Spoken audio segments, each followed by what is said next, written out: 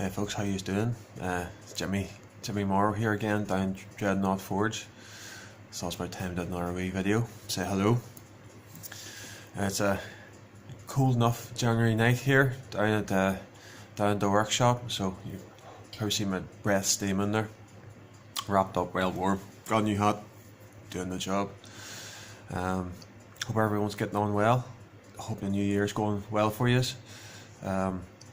Asked earlier on Facebook for some ideas for stuff we could talk about, and thanks very much for the response there, guys. I've got loads of ideas here. It's more of like a technically kind of like slant to things tonight. It's more geared towards like the beginning kind of guy setting out down the path of making their own, starting out making blades and getting into the craft kind of thing. And I've kind of stayed away from that before, but you know, a lot of these are hot topics. A lot of these are kind of like controversial in the knife world. People love to banter back and forth and have a bit of a set to over different ways of doing things.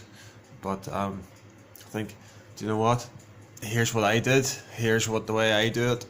Here's what I think about bits and pieces. I'm not saying it's the right way. I'm not saying, you know, there's not better ways of doing it, but here's the way I do it. Like so. Got a bit of paper here to remind me what to talk about, like so. I'm gonna say, well, we'll start off talking about beginning setting out. Well, I set out maybe it was about 2010, maybe started thinking about doing it. I saw an article in a magazine that set the spark going. Tried to gather bits and pieces, tried to find information here and there. But it was about 2012. Up until then, I found it was a very, very small scene in the UK.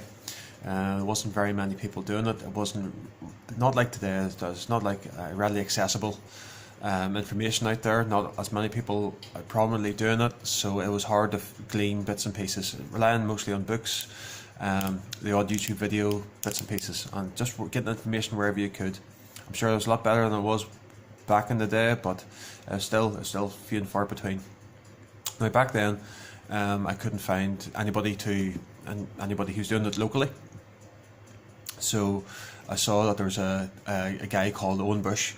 He was offering bladesmithing classes in London. So went across there, and I have to say, to any beginner out there, I found this was the biggest step of actually starting out.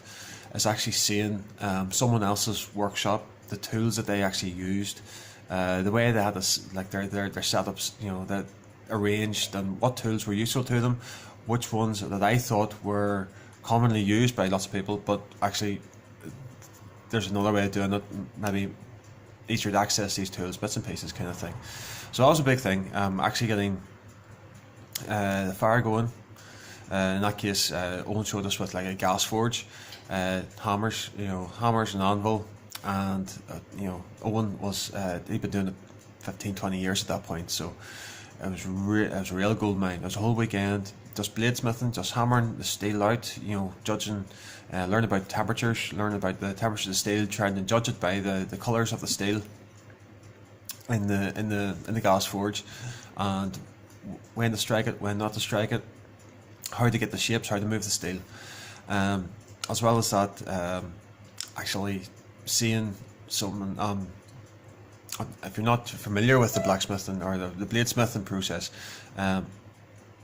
you take your stock steel and you hammer it into into shape, into the shape on which then you start doing more work. You start doing, like, you're taking away material to make it into the final shape that you want. And this first time I actually got to see a proper grinding machine, like a 2x72. Owen was running 2x72 machines back then, and I was actually get hands on, actually experiencing that for yourself for the first time. That was amazing, and it really, I'd recommend it to anybody in the, you know, wanting to set out down this path. Contact someone local. Go and see, if you get chatting to them, if they're open to it. Go and have a chat with them in their workshop. See what they use. See what works for them, and try it. I'm not saying that you'll be able to do it there and then with them. Insurance is the thing, it is a hazardous pastime. It is a hazardous work, especially with forging. Lots of hot metal, lots of pointy things, lots of heavy things, fire. I've burned myself, cut myself, been hit up the face a few times with, steel coming back at me. But that's the thing. But if you can see someone else at the work and see what works for them, fantastic. We were talking about earlier on about there was some of the forums, some of the pages on Facebook and wherever else. It seems that there's beginners pages, and that nowadays it all seems like there's no beginners work out there being shown. Everyone wants to hide away like their first attempts and whatever else. But here, look, you learn by doing. You start somewhere. Everyone starts somewhere. Here's one of my earlier pieces. I still got it in the shop. If you ask most people, they'll still have some of their early bits and pieces around the shop just to remind them. This one here, forged out from a file. That crosses one of our other questions we're going to come across later on. But I've got some files, old files. Put them in the forge, hammered them shape, and grounded the bevels in, grounded the shape. There's a whole pile of bits and pieces that you only learn. You can read. I read so much, sought videos, sought advice, but it's only when you actually get at it and doing it that it actually clicks into place, and you go, oh, that it all makes sense at that point, kind of thing. Right, tools to get going. Let me see. When I started out, I had a hacksaw, I had some files, I got my hands on an angle grinder, and I got myself a wee one of those wee hobby kind of like bench mounted lannishers for basically woodworking. And it's not even like a 2x36, I think it was, whatever it was very small belts. It was a wee bit, like very, very small, and mostly intended for like kind of the hobbyist kind of woodworker. And no speed control. I was switch it on, and I just go flat to the mat. Now, that was good to move metal, especially big 36 belts. Good to move metal, but I'll challenge anyone to be able to put out really, really good work with that kind of machine going flat out. It's very, very difficult to be able to get the results on a wee machine like that there. And I think a lot of people see that, have a go, that this is the most successful machine. It's what, they're still dear, like they still run 120 quid.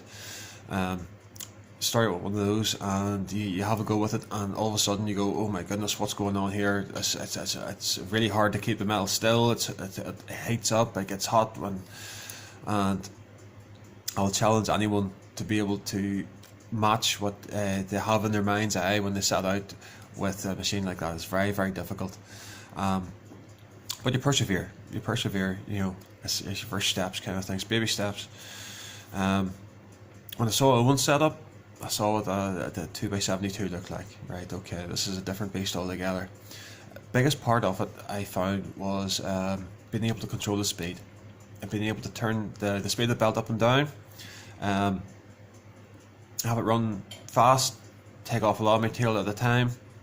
You're hogging out material, you're moving material, that's grand.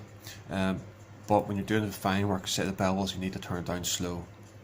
Later on in the process, after the steel's been hardened, the biggest part of it is moving steel to get it down to the final shape, final thickness, but without overheating that steel.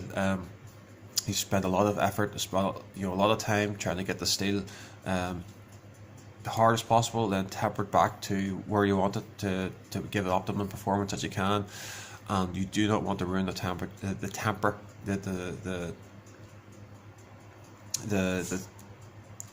soft, well, not the softness, but the elasticity, but still with the potential to form a cutting edge with that steel.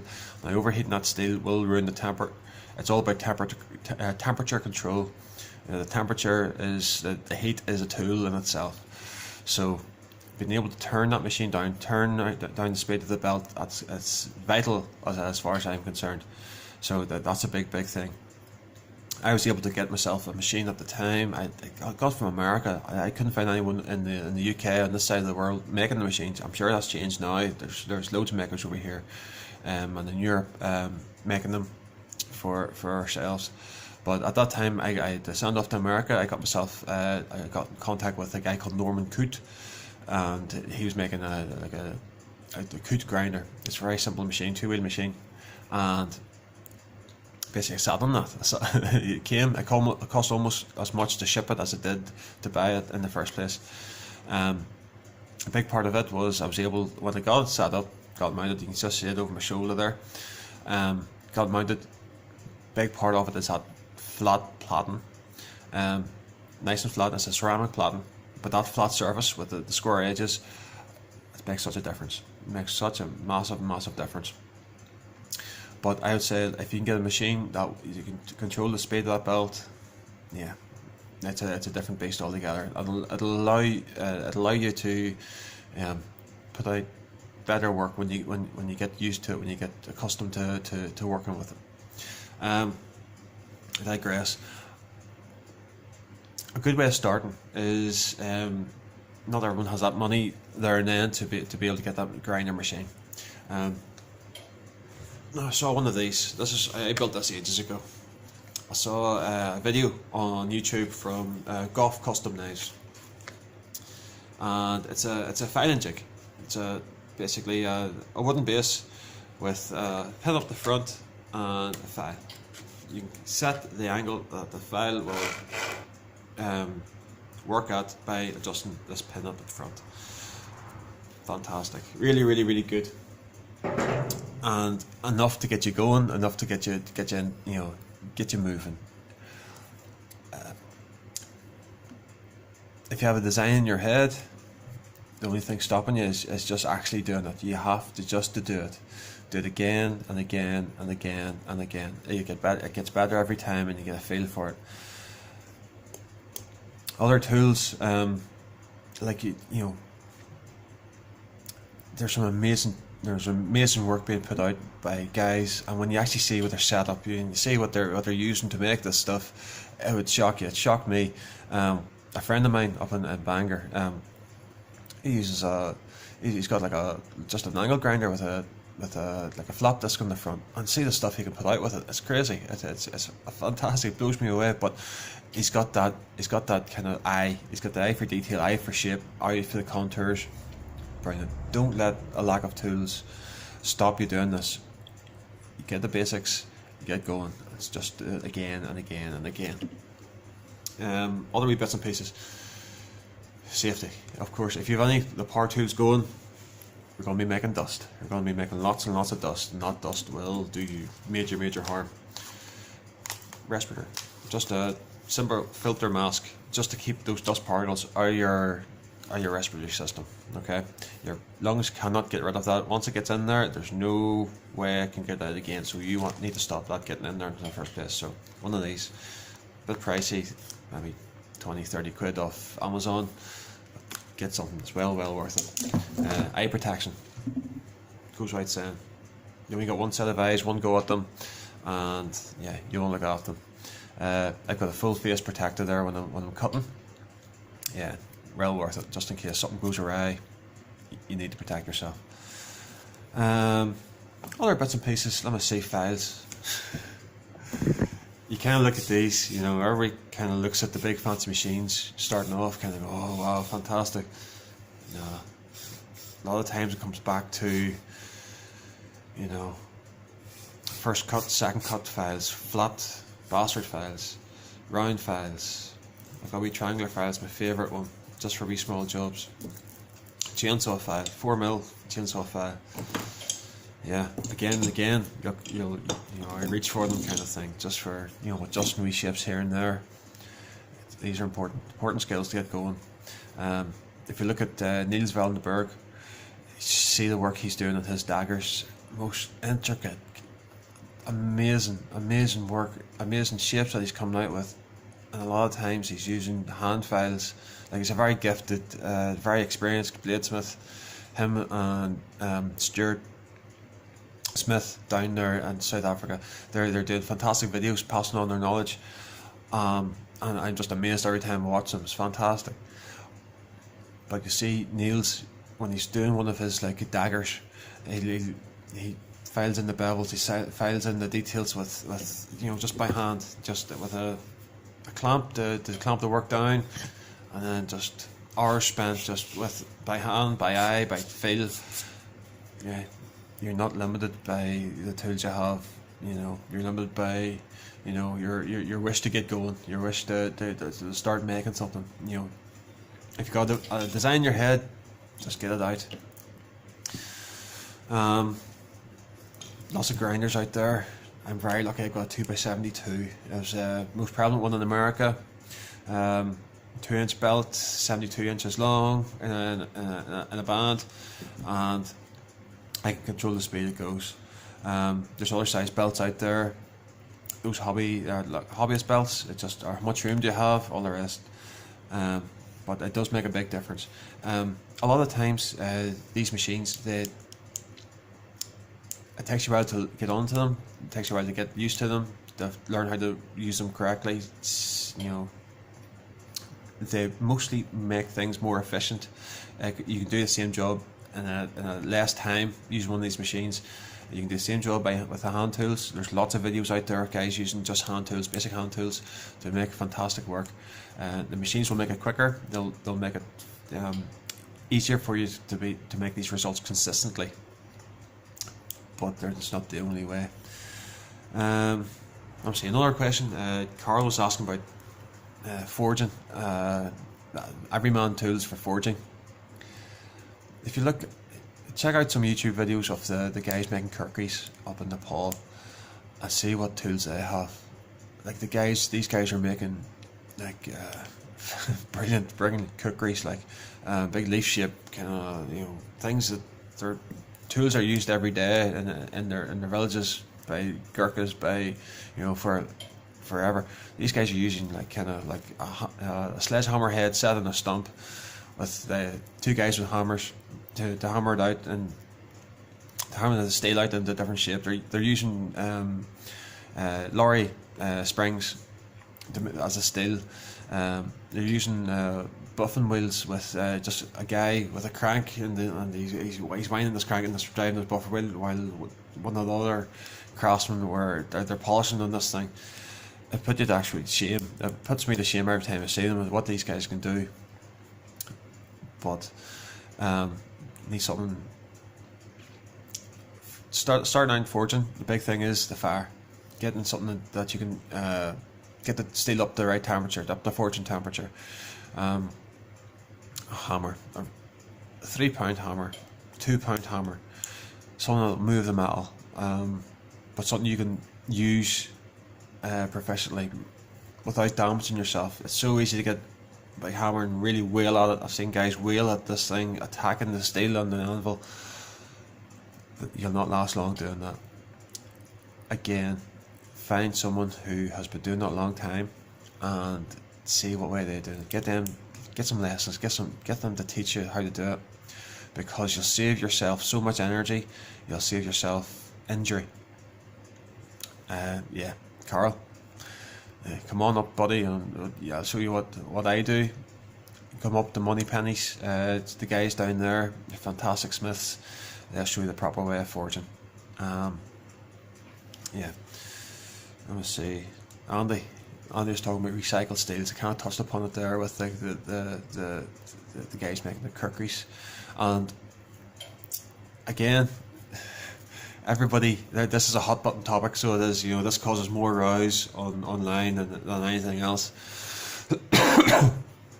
Now, I have to admit, when I first started out, when I was forging, I was scrambling about and I saw guys using recycled steels like leaf springs, files, like files, like they're made from tool steel. They're 01, I'm not sure, 1095, but 01, W1, all these kind of like old school kind of like tool steels.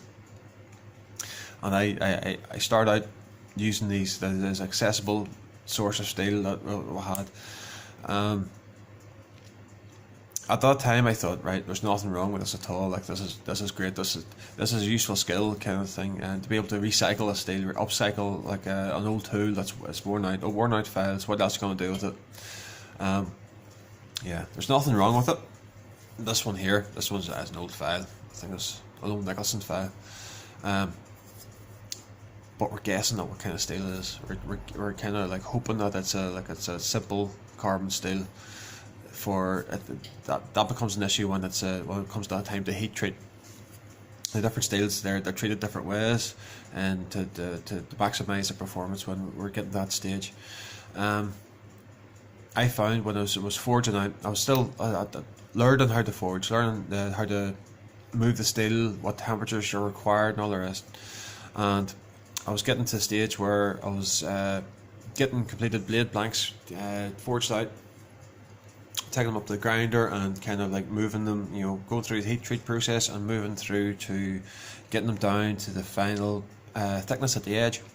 And I was discovering that there was cracks in the blade that weren't apparent before that. Like had to come down maybe half a mil before I started seeing these cracks coming through. And at that stage, I couldn't tell you if it was my technique that I was causing those cracks, if it was causing the working the steel when it's too cold, and that will form these cracks. If it was a flaw in my heat treating process, which will also form cracks. I've had a blade that burst apart on me in the quench in the past. The problem is with like forging these mystery steels, another hot button word. Mystery steels is they've had life in the past. Leaf springs, they've been replaced maybe for a reason. They've had a hard life, maybe 5-10 years, on a lorry, being worn, getting internal stresses, maybe internal micro fine fissures and cracks in it. Now there's loads and loads and loads of lovely pieces being made out there with files, with leaf springs, whatever else. My issue with them is if you come across when you're making your blade and you find that there's a crack down the blade, you don't know if it's your technique, if you don't know if there's micro cracks in that steel already from what happened in its previous life. You just don't know. You don't know about the heat treat process. So they all take different temperatures before quenching. So you're kind of shooting for the middle and hoping for the best, and that's not the best way if you want to really maximise the steel for optimum performance kind of thing. It's fine. My own wee shop knife, it's grand. This one's blunt. That's why I'm running my finger down the edge. But no, haven't sharpened this one up. It's okay for your own use for yourself. I'm choosing not to use them for if I'm selling a client one of my pieces. I want to be sure of what I'm be able to sound over my work. So I choose not to. In the UK, I've seen a few recently. Folk asking for where do you find steel, where do you find stock steel, tool steels that everybody reads about, but no, they're starting out kind of thing. And go to Barman Steels. Richard Airy is a great guy. He's a knife maker himself. He knows what we need. He knows what we're looking for. The guys at Ground Flat Stock, again, fantastic variety of steels. Go down there.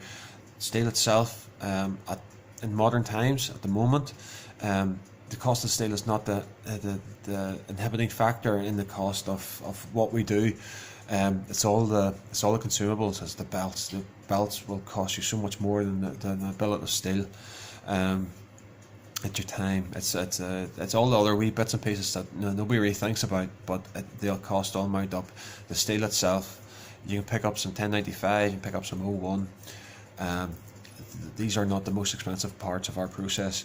That's not true with the more expensive stainless steels. You go up to my Sandvik will cost more. The N690S not too bad. But go on there, go contact those guys. see you right.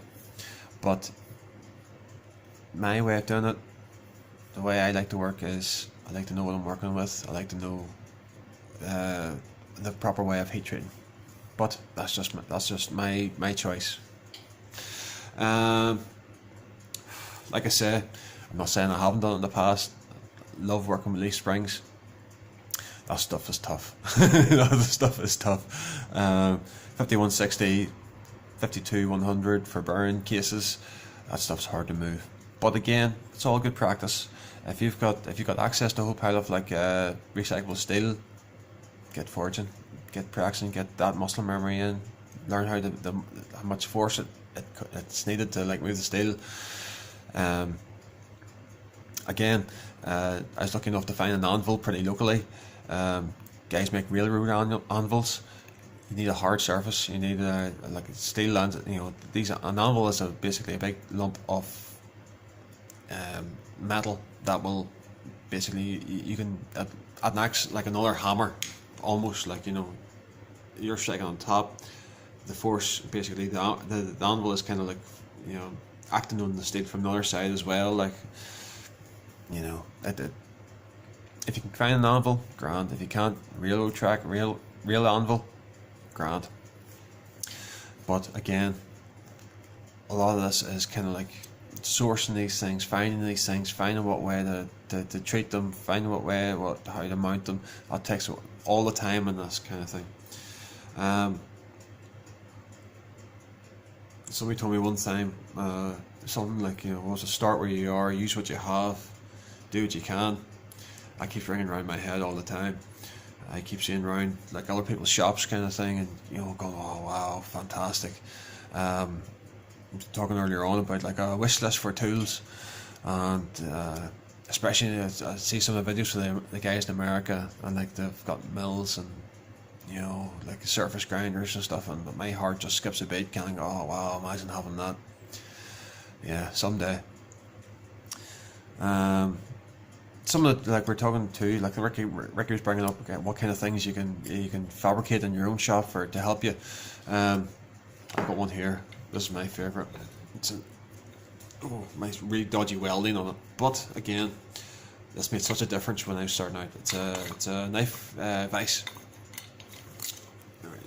You see there, blade pops in there, just to be able to hold it in place when you're working the handles. Maybe working some fine details in the steel and the handles, whatever else. But it made such a difference. A big part of it is like getting the piece clamped down, held down when you're working at it. Goes in like there, clamps on your workbench. Solid surface. You can work away at it. You can sand away at it. Lesser known ones. Well, not this one isn't. Sanding board. Where's my tempering off and just gone. Again, that's what I use for my hand sanding. The cling film, it's a bit of a funny touch, but I just like to give it a couple of layers on it, just so that it's not being the work's not being scratched by any kind of any scratches on the surface of the board. This one's aluminium, big lump of aluminium, bit of wood. It's grand. Some more surprising ones. I was just trying to think earlier on about bits that you always see people talk about the main things, like the main tools. Here's some stuff that nobody tells you about, but I find so useful. Cling film. a lot of the work I'm doing is with like kind of tool steels, high carbon steels, and I've spent maybe 3 or 4 hours just after like everything's ground, everything's like the shape, everything's like as thin as I want it. I'm trying to get a nice kind of mirror finish on it. You spend hours getting this mirror finish, going up through the grits, and then you have to work on the handle. I oil it, good layer of 3-in-1 oil, a few layers of cling film to keep the oil in contact with the steel, and then where's my tape? Masking tape. It's grand, just keep it in place. Keeps anything getting at the steel, keeps any scratches from getting on it, just while you're working the handle. What else? That's pretty much it. Everything else is like there's my hand sanding thing. I think Ricky mentioned jigs. That's another hot button topic. Everyone cracks up over jigs. I don't use a jig mainly because when I set up on my grinder, you know, the shoulder, it's got a very short work rest. I can't fit a jig onto that work rest. So that's the main reason I don't use a jig. Everyone, all the knife makers, you see in the forums, people that kind of get very excited. It's a good way to keep people get some stick. Oh, use a jig. Oh, you know, you must be very good, kind of thing. It gives consistent results. Fantastic, especially for Scandies. See, trying to do a Scandi freehand grind, it's very difficult. It gives me sleepless nights trying to do that. I can manage it, but it'll take me some doing. With a jig, it's a much easier process. It gives you consistent results. It gives you very tidy results. The customer doesn't care. It doesn't care if you use a jig. If you tell your customer, "Oh, I hand ground this," or "I could have used a jig, but I chose not to," it doesn't come into it. It's only something that us as makers, we like to keep each other going over, kind of thing. If it helps you get the work that get the standard of work that you are aiming at, go for it. Happy days. This is one. I've seen some guys. Jan Zanzo, he was the first one I saw at this. And then a few guys since. And I found that even with my flat plotting and my 2x72 grinder, always found it very difficult to keep the plunges nice and even, which is it's a good mark for a nice knife. Like, that's the kind of small details that marks a good piece from a mediocre piece, kind of thing. Like even plunges, nice, just in there, just see where the bevels kind of come down. Now I found this is completely changed the game.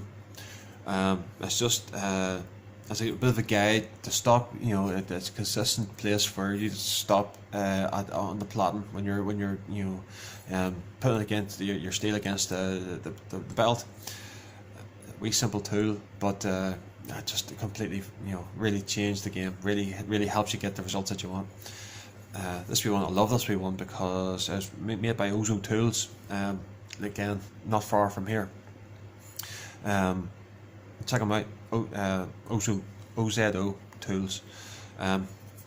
Quite nice and light. Handy for when you're trying to trying to grind on the plotting. I've got another wee file guide here. Where is it? But again, you can see I've gone a bit too far in it. Use it more for hand filing in the vise or whatever else.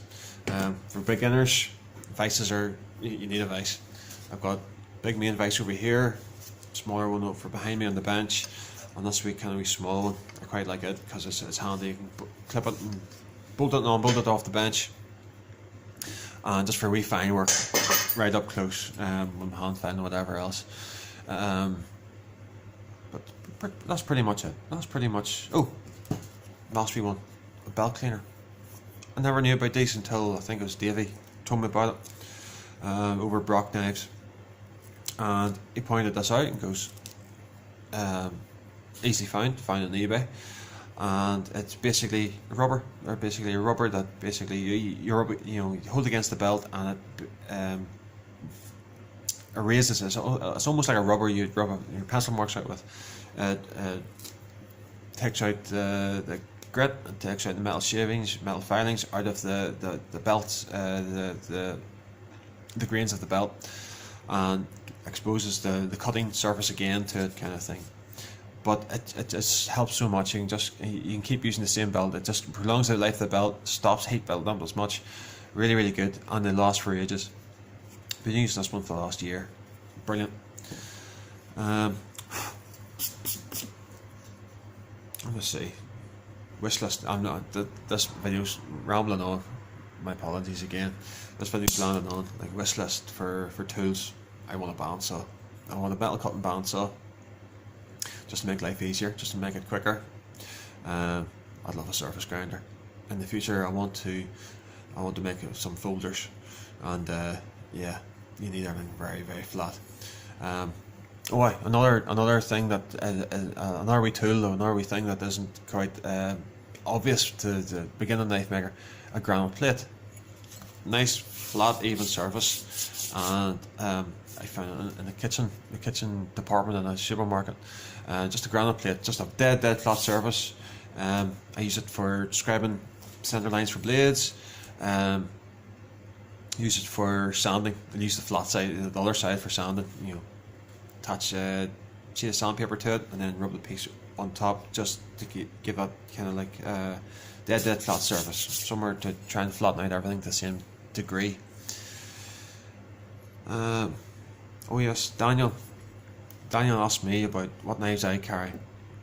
Now, being in the UK, we've got pretty stringent knife laws, and we're kind of restricted very much into what we're permitted to carry. So unless I'm out camping, unless I'm out in the wilds, I generally, my workshop knives, they're the ones I most have, like out and about, or day in, day out. Wee Spyderco. I used to collect Spydercos. Unfortunately, they've mostly been sold off to buy tools for in here. I had some lovely ones, but now they're all gone. I had a Chris Reeve Sebenza, a large Sebenza, and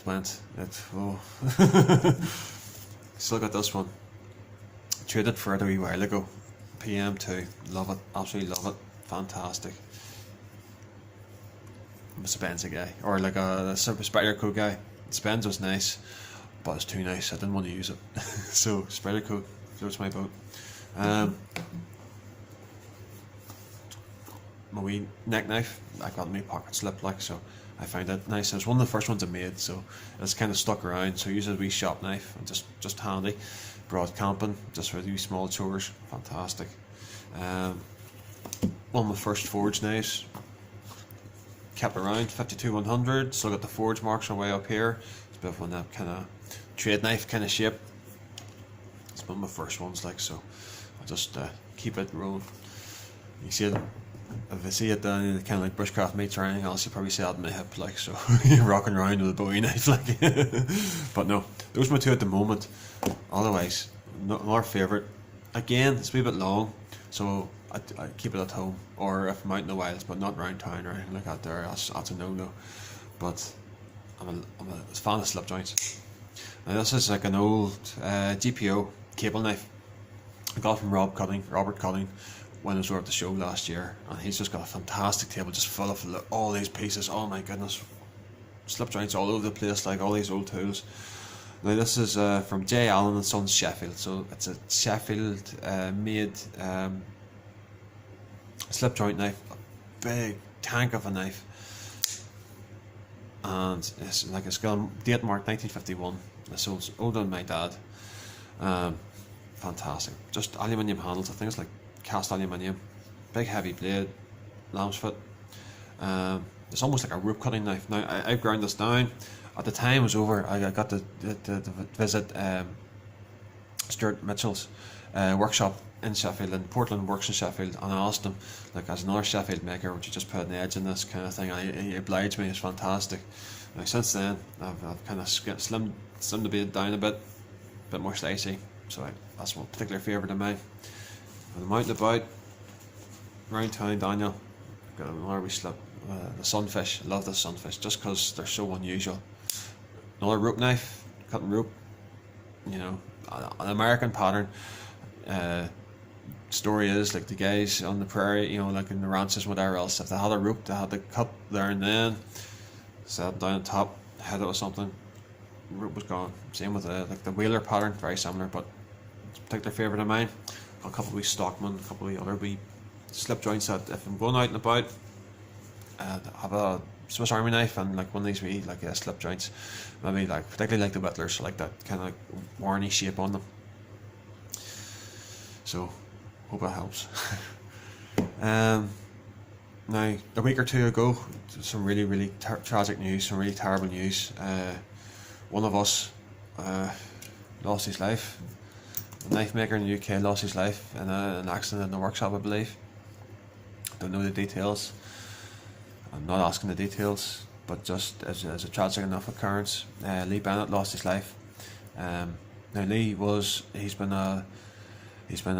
like a constant figure on the UK scene for the last few years. When I was first starting out, looking for videos, looking for information, hungry for information, Lee was making videos on, he was sharing everything. He was sharing how he made everything. Now, Lee's work was fantastic. Lee's work was right up with the best in the world, I believe.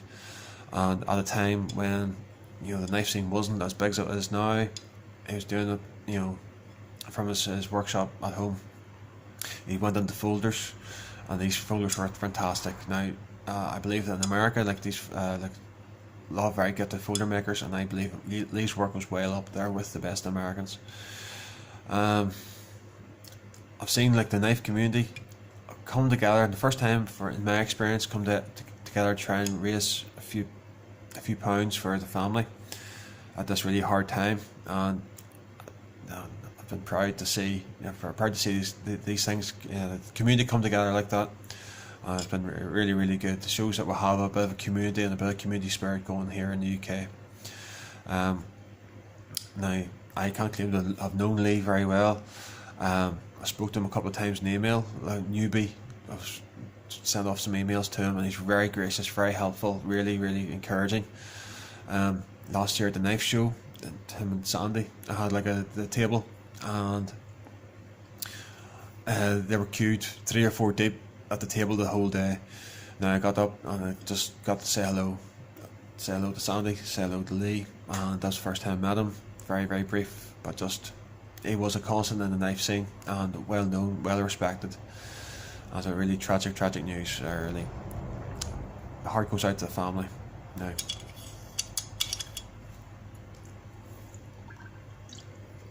seriously, thanks very much, man. Right, 40 minutes long. Good luck. I'll see you again.